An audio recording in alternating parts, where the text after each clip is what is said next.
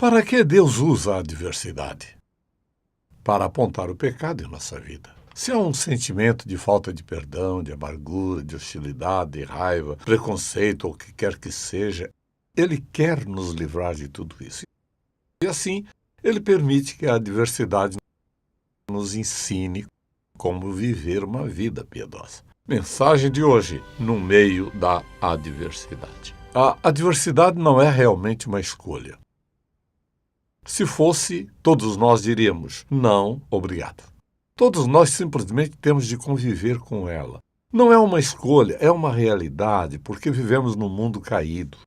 Por isso, para onde quer que você vire, há pecado, desobediência e maldade. Há adversidade.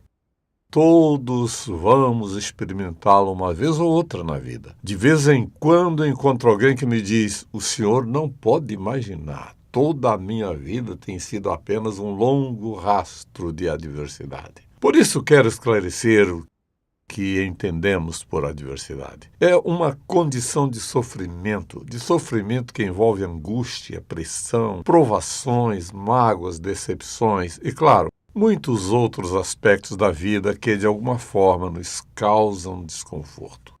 Todos nós já estivemos lá.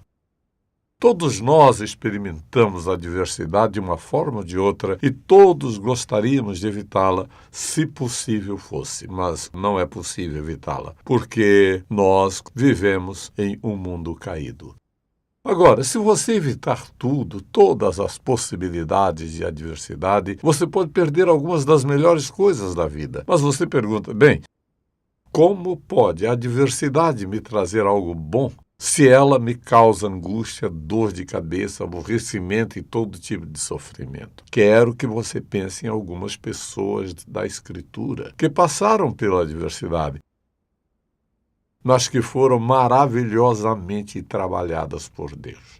Ele ainda trabalha assim, ou seja, Deus nunca mudou a maneira de agir. Ele sabe o que deve fazer em nossa vida e sabe exatamente como fazer. E Ele faz. Ele nunca desculpa o pecado, a desobediência, a rebelião, mas apesar do fato de que Ele não desculpa, se reagirmos corretamente, Ele usará tudo isso para o nosso bem. Vamos apenas olhar para algumas pessoas das Escrituras que passaram por terríveis adversidades, mas olhem o que Deus fez. Veja José, por exemplo. Olhe para todos os seus sofrimentos, traição, dificuldades, mágoa, o castigo que ele sofreu. Mas veja como ele terminou, o homem mais importante do Egito depois de Faraó. Será que ele, depois de tudo o que passou, nos diria que valeu a pena? Sim, ele diria. Nenhuma se pergunta sobre isso. Pense em Moisés, por exemplo, em todas as dificuldades que ele atravessou. Mas veja o que aconteceu com ele. Ele diria que valeu a pena? Sim, ele diria. Pense em Davi, por exemplo. Quantos anos ele fugiu do rei Saul e, no entanto, ele acabou sendo o rei mais notável. Quando você pensa nos reis do Antigo Testamento, Davi se sobressai acima de todos eles. Então, quando você pensa em mulheres, que tal Esther? Tempos difíceis, tempos trágicos, e ainda assim Deus a usou para salvar o povo hebreu. Se você perguntasse a Daniel acerca de todas as provações pelas quais passou, tirado de sua pátria e levado para a Babilônia, será que ele passaria por tudo de novo? Tenho certeza de que ele diria que sim, porque veja onde ele terminou. Ele acabou ao lado do rei, ou seja, Deus o usou da maneira mais incrível. Ainda hoje estamos falando dele. Assim, nem toda adversidade acaba em sofrimento, angústia e dor. Penso nos apóstolos, em tudo o que eles passaram, mas olha o que fizeram. Falamos não apenas de Pedro, de Tiago, de João, mas também de Tomé e de todos os outros. Diriam eles que passariam de novo por aqueles momentos difíceis depois de tudo? Sim, eles diriam que sim. Bem, que tal Maria e Marta, por exemplo? Para falar de uma família simples. Eram amigas de Jesus por longo tempo. Então, no momento mais crítico de seu relacionamento, Jesus não aparece. E então elas diriam que valeu a pena o terem passado por tudo até que Lázaro saísse do túmulo? Sim. teríamos de dizer que nem toda adversidade é ruim. Depende de como reagimos a ela.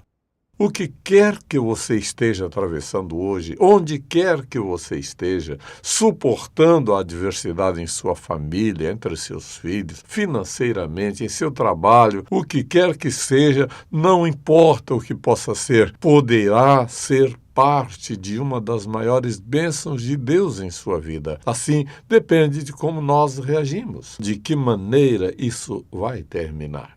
Quero que você abra a Bíblia na segunda carta aos Coríntios, capítulo 12. Trata-se de um perfeito exemplo do apóstolo Paulo, e de todas as coisas maravilhosas que ele fez. Pense em todas as adversidades que ele sofreu, como está no capítulo 11. E apesar de suas orações, pedindo a Deus que o livrasse de um espinho na carne, ouça o que ele diz sobre si mesmo no versículo 7 do capítulo 12.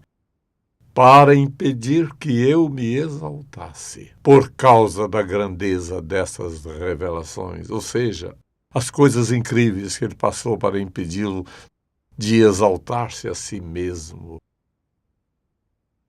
Foi-me dado um espinho na carne, seja o que for que tenha sido, um mensageiro de Satanás para me atormentar. Não para que eu sentisse mal, mas para me atormentar, para impedir que eu me exaltasse. 3 vezes roguei ao Senhor. Ele não apenas falou ao Senhor, mas rogou que o tirasse de mim. Mas ele me disse: minha graça é suficiente para você, pois o meu poder se aperfeiçoa na fraqueza. É mais fácil ler isso do que viver isso. Amém? Ele diz que essa graça é suficiente para mim, pois o meu poder se aperfeiçoa na fraqueza. Portanto, eu me gloriarei ainda mais alegremente nas minhas fraquezas, para que o poder de Cristo repouse em mim. Por isso, por amor de Cristo, regozijo-me nas fraquezas, nos insultos, nas necessidades, nas perseguições, nas angústias, pois quando sou fraco é que sou forte. Nas prisões e assim por diante. Por amor de Cristo, regozijo-me nas fraquezas. Aqui, pois, está o que eu descobri. Quando sou fraco, é que sou forte. Gostaria que pensemos em reagir diante da adversidade de 2 maneiras. Uma maneira é aquela seguida por muitas pessoas que se dizem crentes. Quando passam pela adversidade, sua resposta é apenas afastar-se de Deus. Eu confiei nele como meu Salvador, acreditei nele, li a Bíblia, orei, fiz todas essas coisas, mas quero que você olhe para o que aconteceu comigo. A escolha deles é ir embora. E, eles começam a pensar, eles começam a duvidar da realidade de Deus. Pensam: se Deus é realmente quem ele diz ser, segundo o que a Bíblia diz, ele não ousaria deixar isso acontecer. Então, eles vão embora. Eles duvidam de Deus.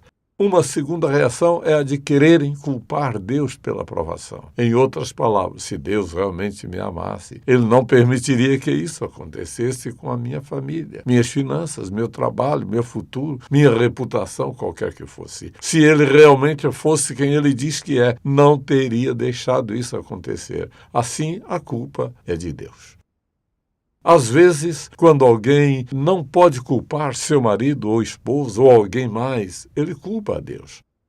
Pelo fato de Deus não ser o que ele esperava que fosse e ter permitido a adversidade, essa pessoa aponta o dedo contra Deus. Então, algumas pessoas apenas viram as costas para Deus permanentemente. Ao longo dos anos, conheci algumas pessoas que sofreram tragédias.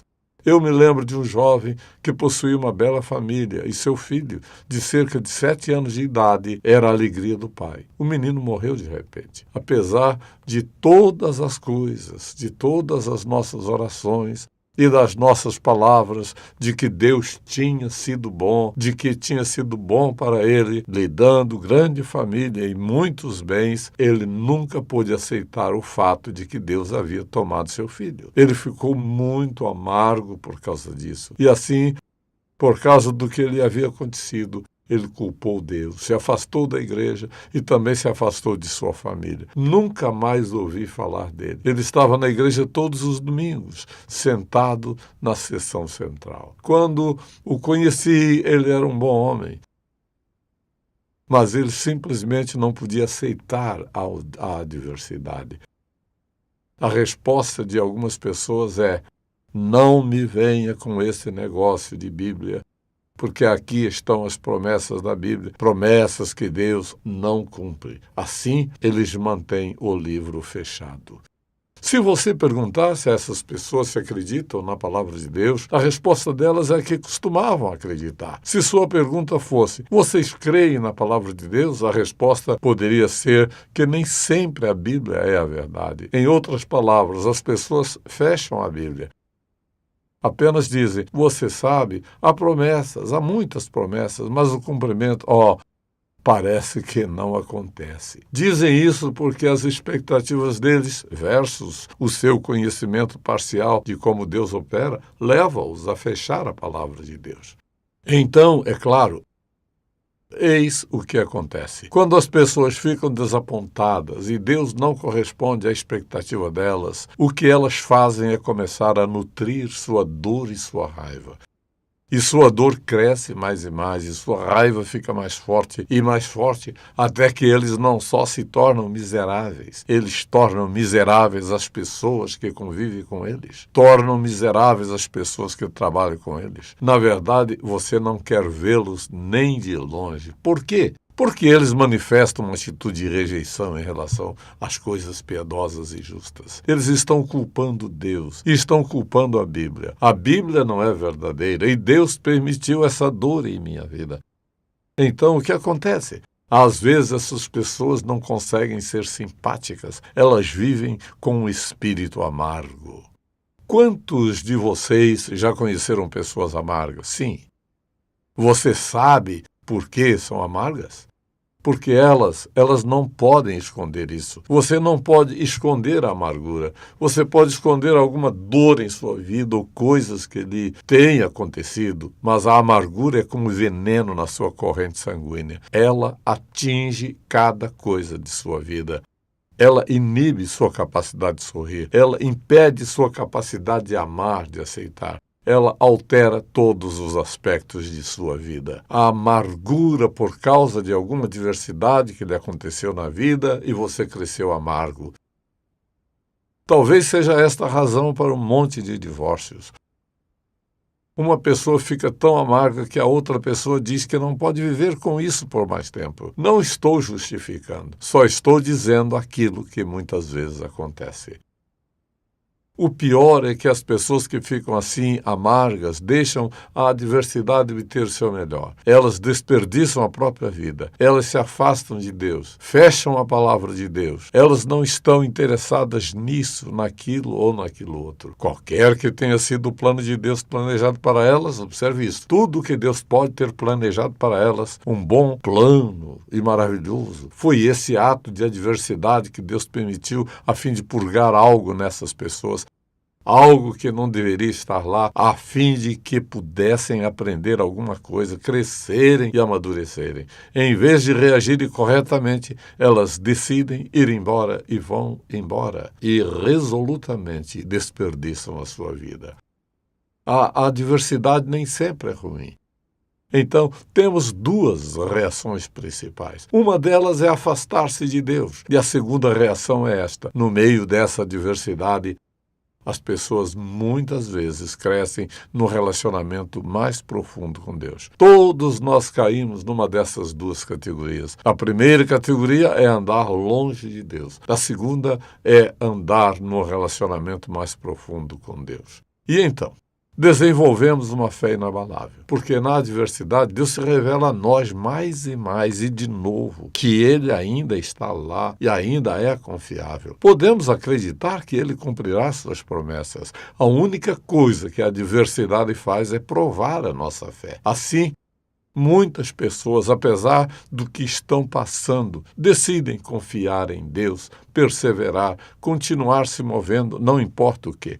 Dessa maneira, podemos permitir que a adversidade nos leve a um relacionamento com Deus, a uma comunhão mais profunda, e isso é uma bênção. Uma segunda coisa é esta. A adversidade nos permite ter uma paciência incansável. Isto é, nunca vamos ficar impacientes. Em outras palavras, se eu sei que isso é de Deus e estou confiando nele, ele me dará paciência para suportar tudo o que estamos enfrentando. Eu acho que talvez um dos maiores testes da nossa confiança em Deus, da nossa paciência, seja o fato de que não importa o que esteja acontecendo e quão doloroso possa ser e como gostaríamos de nos livrar dela, pacientemente esperamos que Deus a mude. Esse é um ponto muito, muito importante, porque a paciência não é fácil. Não foi fácil para o apóstolo Paulo. Ele disse que orou 3 vezes. Isso não significa que ele apenas ficou de joelhos e fez 3 orações curtas. Não, sem dúvida, foram longos e prolongados períodos de agonia diante de Deus. Uma terceira coisa que acontece é esta. Entrando num relacionamento mais profundo com Deus, algo acontece com a nossa coragem. Começamos a ter coragem inabalável. Por quê? No passado, quando estávamos em situações difíceis, Deus nos deu a coragem de permanecer lá, não importa quão difícil era, quão ameaçador, ou qual a perda, ou o que quer que fosse. E assim, o que acontece? Ele constrói a coragem, ele constrói a fé, ele constrói a paciência em nossa vida. Se não tivéssemos nenhuma adversidade, não saberíamos o que poderíamos fazer. É a adversidade que constrói a coragem. Vou confiar nele, vou esperar por ele, vou acreditar nele e estou reivindicando a vitória. Não importam as circunstâncias. Eu posso estar sofrendo no momento e talvez eu não goste do que está acontecendo, mas eu sei em meu coração que Deus não vai me decepcionar. Um dos meus versículos favoritos, você me ouviu dizer isso muitas vezes, está em Josué 1:9. Seja forte e corajoso, não se apavore, nem desanime, pois o Senhor, o seu Deus, estará com você por onde você andar. Ele conduzirá você. Não é apenas a palavra e as promessas de Deus, é a prova das promessas de Deus. Aqui está o que ele fez em sua vida. Então, nós dissemos que você tem 2 opções agora. Você pode afastar-se de Deus ou pode caminhar num relacionamento mais profundo com Ele, o que fortalecerá sua paciência, sua fé e sua coragem. É claro, a adversidade sempre nos torna mais puros de coração. Algo acontece em nosso relacionamento com o Senhor. E a santidade torna-se mais do que uma palavra. E se eu perguntasse, você vive uma vida santa? Muitas pessoas nem sabem o que queremos dizer com vida santa. Uma vida santa não significa uma vida perfeita, porque ninguém pode viver uma vida perfeita, porque ainda temos essa velha tendência de pecaminosidade em nossa vida, que estará lá até que Jesus nos chame para casa. Podemos viver uma vida obediente, o que significa que na maioria das vezes e na maior parte do tempo queremos mais e mais fazer a coisa certa. E se alguém lhe perguntasse, você está vivendo uma vida santa? Mais do que provável, e eu não estou dizendo que vocês são santos de verdade aqui mesmo, você diria, bem, não digo que sou santo. Por que não? Deus perdoou o pecado de vocês. O Espírito de Deus está vivendo dentro de vocês. O nome de vocês está escrito no livro da vida do Cordeiro. Ele é seu Salvador, seu Senhor, seu Mestre, seu encorajador. Por que você não pode viver uma vida santa? Não significa sem pecado. Mas significa alguém totalmente entregue a Ele, como você sabe, com todo o seu coração. Você não tem nenhum desejo de pecar contra Deus. E assim, Deus usa a adversidade, o sofrimento e a dor em nossa vida para nos levar a pensar direito. Eu sou um filho de Deus. Eu tenho que viver uma vida piedosa. Em outras palavras, viver uma vida piedosa, essa é a maneira natural para um crente viver. Se vou viver uma vida piedosa, tenho que desistir do pecado. E alguém diz, bem, quanto tempo você pode viver sem pecado? Você quer saber a resposta a essa pergunta? Diga amém. Você não quer saber. Quanto tempo? Se você quiser saber a resposta, quanto tempo eu posso viver? Contanto que você escolha. Contanto que você escolha algo que lhe deixa lascivo. Se você acha que isso vai lhe fazer mal, não olhe. O pecado é uma escolha. É uma má escolha. É uma escolha que nos separa da nossa comunhão com Deus e da obra, da vontade, do propósito, do plano dele para a nossa vida. Ele tem o melhor para nós. A adversidade é de Deus, um dos caminhos dele para fazer o quê? Para nos moldar na própria semelhança dele. Santidade e justiça são partes da vida cristã. Quando eu tiver a resposta certa, eu vou entrar na palavra de Deus. Quando a adversidade chegar, a primeira coisa que vou fazer é abrir este livro e dizer: o que, Senhor? O que estás tentando me dizer? E uma das coisas que eu amo, meu livro devocional pessoal, é a tradução da Bíblia Viva, porque é simples de entender. Para mim, pessoalmente, eu anoto coisas na margem da minha Bíblia, coisas que acho que o Senhor tem dito. Às vezes, quando preciso de certa palavra de encorajamento, sei exatamente aonde ir. Às vezes, olho para um versículo que tem 6 datas sobre ele. Isso significa que necessitei dele 5 vezes. 6 vezes antes. Há algo sobre viver com a palavra de Deus. Não sei o que você chama de precioso em suas posses, mas posso lhe dizer que é a coisa mais preciosa que você possui. É o único guia que existe para levá-lo ao céu. Que está a voz de Deus em impressão humana. Essa é a maneira de viver. Esta é a maneira de olhar cada diversidade única no rosto e dizer: sim, porque eu vou fazer isso do jeito de Deus. Eu vou segui-lo. E o que quer que Ele queira fazer na minha vida, a resposta é sim. Deus, eu quero ter o teu caminho, porque qualquer que seja o teu caminho para a minha vida, esse é o meu objetivo. Se é preciso dor, sofrimento e mágoa, o que quer que seja, de acordo com a tua palavra, aqui está o que disseste e é isto que eu quero. Escute, vamos enfrentar a adversidade. Não há ninguém que esteja além dela. Então, sabendo que isso vai acontecer, basta fazer uma escolha sábia hoje.